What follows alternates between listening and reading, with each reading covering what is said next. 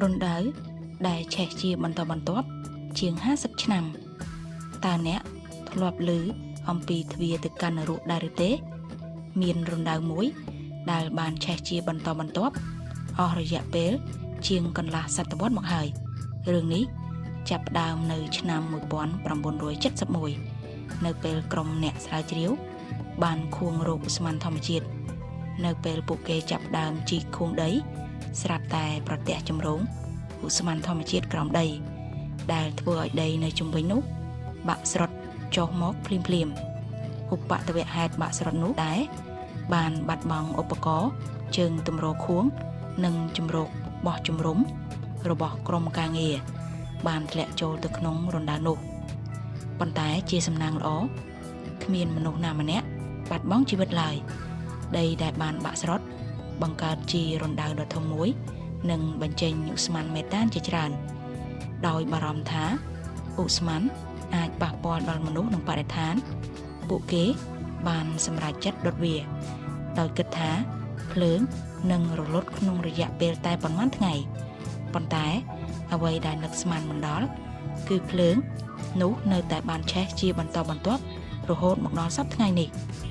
រណ្ដៅដែលឆេះជាបន្តបន្ទាប់នោះគឺ Davasa Gas Center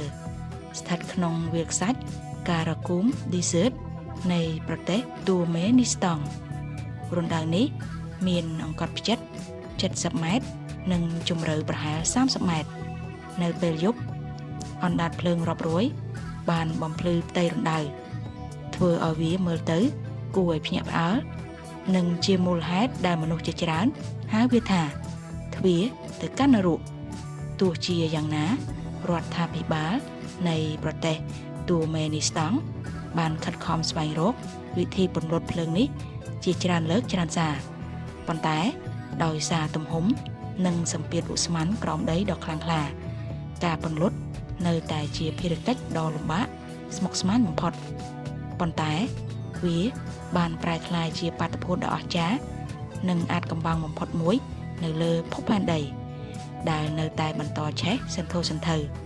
រងចាំមើលថាតើថ្ងៃណាវាត្រូវរលត់ទៅវិញអ្វីបើវាជាគ្រោះថ្នាក់បច្ចេកទេសប៉ុន្តែដាវ៉ាសាបានក្លាយជាកន្លែងដ៏ល្បីល្បាញបំផុតមួយនៅលើពិភពលោកអរគុណសម្រាប់ការទស្សនាជួបគ្នានៅវីដេអូក្រោយ